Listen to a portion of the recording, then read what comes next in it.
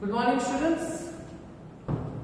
तो last lecture में हमने चैप्टर 2 का first theory that was important for 3 to 4 marks, okay, वो थियरी हमने सॉल्व की थी और होप सो कि आपने नोट में थियरी को सॉल्व भी किया होगा। ओके, चलो अभी हम आज आगे बढ़ते हैं। तो उसी थियरी का एक केस डिस्कस करना है। अच्छा, तो उस थियरी में हमने लास्ट लेक्चर में क्या फाइंड आउट किया था? Electrostatic potential due to electric dipole. Okay, किसी पॉइंट P पे हमने इलेक्ट्रिक डाइपोल से पोटेंशियल फाइंड किया था। ओके, उसका पोटेंशियल का इक्वेशन क्या था? तो V इज इक्वल टू, अच्छा ये याद रखने का कोई जरूरी नहीं है। ओके, ये इक्वेशन के बेस कोई न्यूमेरिकल का सॉल्यूशन नहीं है। ओके, सो रट्टा मारने की कोई जरूरत नहीं है। ओके, अच्छा तो potential due to electric dipole का इक्वेशन हमने क्या लाया था? तो V is equal to Kp cos theta by r square. Okay, where K was our Coulomb constant, 9 into 10 raised to 9 SI unit में उसका वैल्यू था। P that is dipole moment of electric dipole.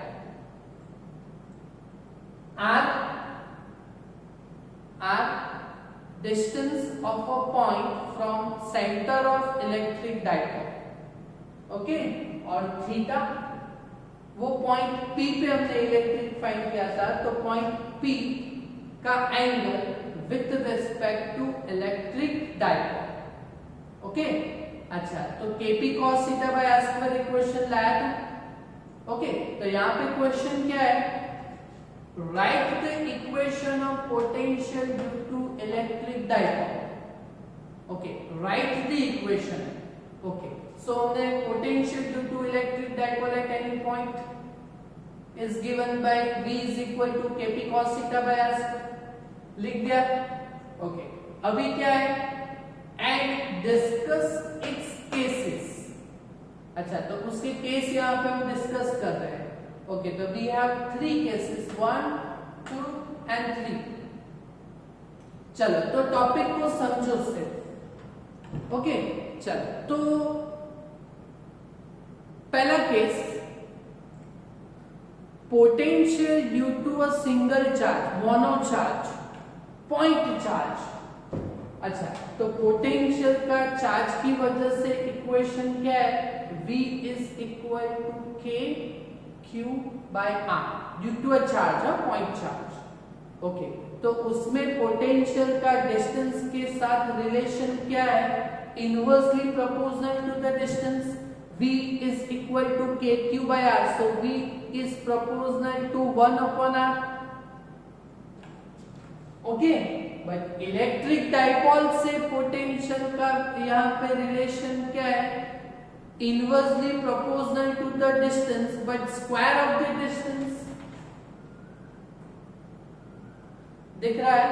So potential due to electric dipole is V proportional to 1 upon r square. बोलो, पहला point समझ में आया? Okay, चलो अभी याद करिए वो एक्सिस वाला टॉपिक। फर्स्ट चैप्टर में हमने electric field on axis and equator of dipole का थियरी सॉल्व किया। ओके, यहाँ पे सॉल्व करने की कोई जरूरत ही नहीं है, यहाँ पे 2 पॉइंट्स में डायरेक्टली इक्वेशन आ गए। ओके, तो potential on axis of dipole, potential on axis of dipole का अगर हमें टॉपिक क्लियर करना हो तो ऑन एक्सिस पे पॉइंट होना चाहिए। ओके, तो उसमें यहाँ पे थीटा का केस हम समझेंगे। ओके, तो चलो समझिए, यहाँ पे प्लस Q चार्ज है, यहाँ पे नेगेटिव चार्ज है minus Q। Okay okay okay, और तो ये इलेक्ट्रिक डाइपोल हो गया। ओके, अगर पॉइंट हमारे एक्सिस पे हो, ऑन एक्सिस ऑफ डाइपोल पे हो, it means axis of dipole means dipole ऐसे है ना, ये सब समझाया था ना मैंने चैप्टर नंबर 1 में। ऐसे है तो ये पॉइंट एक्सिस पे हो, मतलब यहाँ पे हो या यहाँ पे हो। अच्छा, पॉइंट यहाँ पे हो तो थीटा इज इक्वल टू 0। अच्छा, ऑन एक्स एक्सिस पे 0 डिग्री पैरेलल टू, ओके। और यहाँ पे हो तो यहाँ पे 0 डिग्री, तो यहाँ पे कितना डिग्री, एंटी पैरेलल 180 डिग्री, 0 90 180। समझ में आ रहा है कि नहीं? हाँ, ओके। तो ऑन एक्सिस ऑफ डाइपोल पे अगर कोई point on axis of dipole पे हो तो वहां पे ये एंगल कितना रहेगा पॉइंट P का? अगर इस साइड पे होगा, शायद इस साइड पे होगा तो 0 डिग्री रहेगा, इस साइड पे होगा तो 180 डिग्री रहेगा। समझ में आ रहा है? Okay, so theta is equal to 0 degree और 180 डिग्री। ओके, तो cos 0 का वैल्यू कितना रहता है? cos 0 1 रहता है, तो cos 180 कितना रहता है?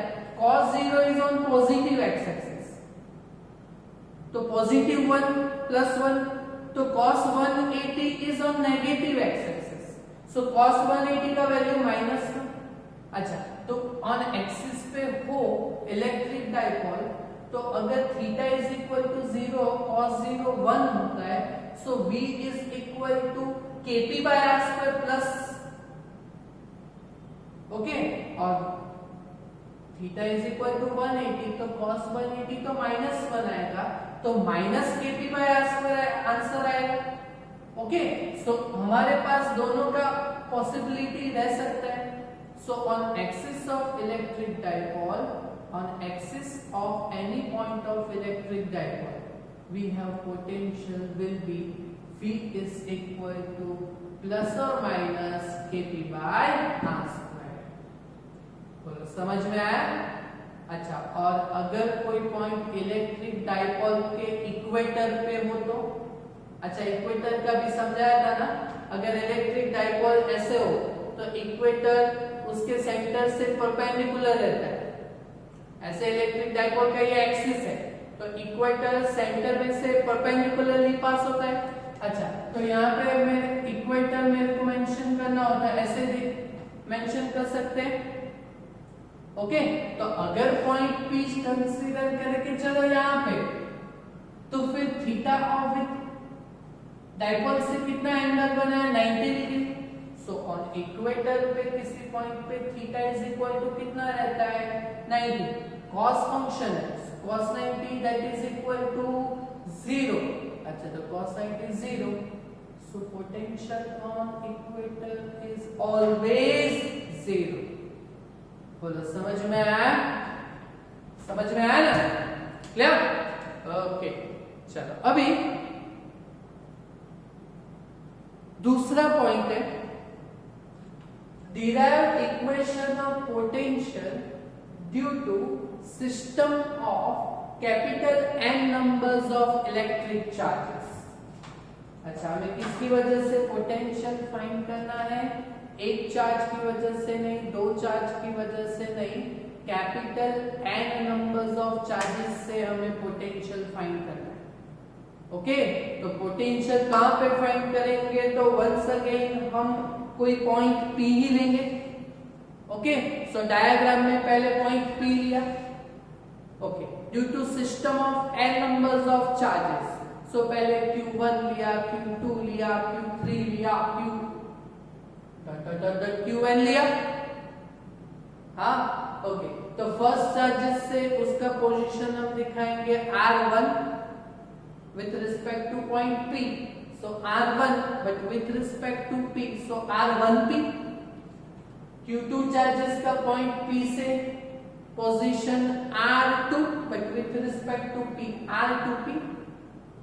Q3 चार्ज का पॉइंट P से position R3 but with respect to P, so R3P। और Qn चार्ज का position with respect to P, Rn with respect to P, Rn P। बोलो, डायग्राम में समझ आया? एकदम इजी है ना, कुछ है ही नहीं, बस आराम से समझिए। अच्छा, तो नीचे मैंने एक स्टेटमेंट लिख दिया, in above figure a system of charge Q1, Q2, Q3 Qn has position of R1p, R2p, R3p Rnp respectively from point P।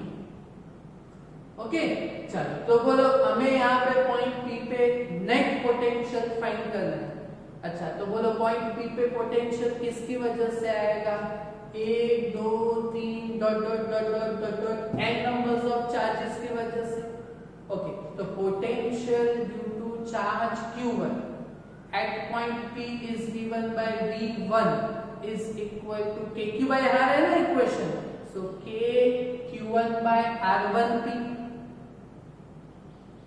Okay, वैसे ही Q2 चार्ज की वजह से K Q2 by R2P, वैसे ही Q3 चार्ज की वजह से K Q3 by R3P, वैसे ही n numbers of charge की वजह से K Qn by Rnp, ऐसे हम डिस्कस कर सकते हैं।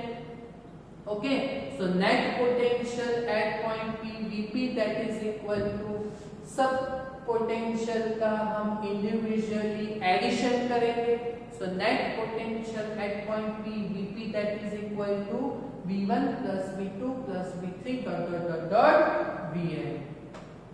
ओके, चलो तो ये सब में पोटेंशियल का जो भी इक्वेशन बना यहाँ पे, उसमें कॉमन टर्म K है। ओके, तो सबका एडिशन अगर हम करेंगे तो K को कॉमन लेंगे तो क्या होगा? Vp that is equal to K common Q1 by R1P plus Q2 by R2P plus Q3 by R3P plus dot dot dot dot dot Qn by Rnp। बोलो ऐसे हो सकता है ना? अरे खत्म हो गया, अभी खत्म हो गया ना। ये इक्वेशन को हमें एल्जेब्रिक सम में लिखना होगा। Algebraic sum means Vp that is equal to, K तो कॉमन है ना यहाँ पे, और यहाँ पे देखो सेम टर्म्स का एल्जेब्रिक सम है। यहाँ we have algebraic sums of same numbers of term, Q by R Q by R Q by R का रेशियो है 1 2 3 dot dot dot dot n तक। ओके, तो हमें एल्जेब्रिक सम में लिखना हो तो हम ऐसे लिख सकते हैं, summation of Q by R, summation of Q by R लिख सकते हैं ना। मैथ्स में ये लिखते हैं, बायोलॉजी के लिए तो ये थोड़ा समझना पड़ता है। अच्छा, यहाँ पे Q by R का रेशियो कहां से शुरू हो रहा है? 1 से शुरू हो रहा है, और कहां पे एंड हो रहा है? n तक। ओके, तो यहाँ पे हम ऐसे लिख सकते हैं कि I का value I is equal to 1 to n, I is equal to 1 to n। So यहाँ पे I QI और डिनोमिनेटर में R 1 2 3 और P की विथ रिस्पेक्ट, तो यहाँ पे ऐसे लिख सकते हैं RIP। बोलो समझ में आए?